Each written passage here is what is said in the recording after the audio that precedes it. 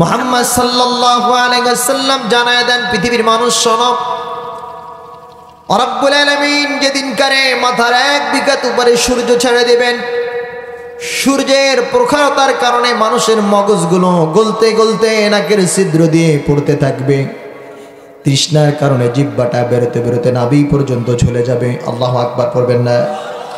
আল্লাহ তাআলা রব্বুল আলামিন সেদিনকারে সূর্যকে এত দূরে রাখবেন না। রব্বুল আলামিন সেদিনকারে সূর্যটা মাথার 1 বিঘাত উপরে ছেড়ে দেবেন।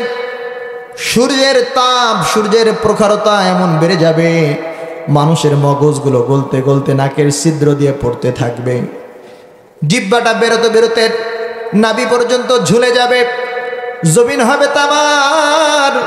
সেদিনকারে রাসূলুল্লাহ সাল্লাল্লাহু আলাইহি সাল্লাম বললেন, ও আমার উম্মত, ওই মুহূর্তে কে কে তোমরা প্রথম জান্নাতে যেতে চাও? সুবহানাল্লাহ পড়বেন না?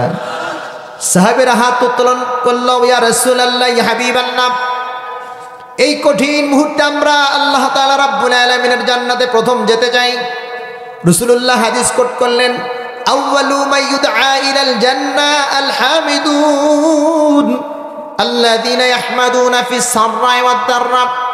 রাসূলুল্লাহ সাল্লাল্লাহু আলাইহি ওয়াসাল্লাম বললেন, যারা সকাল সন্ধ্যা বিপদে আপদে, দুঃখে সুখে, সচ্ছলতায় অসচ্ছলতায় সব সময় আল্লাহ তাআলা রাব্বুল আলামিনের প্রশংসা করবে, সব সময় জবান দিয়ে আল্লাহ তাআলা রাব্বুল আলামিনের নাম নেবে, কিয়ামতের ময়দানে কঠিন মুসিবতের দিবসে এই লোকটাকে আল্লাহ তাআলা সর্বপ্রথম জান্নাতের ভিতরে ডাক দিবেন।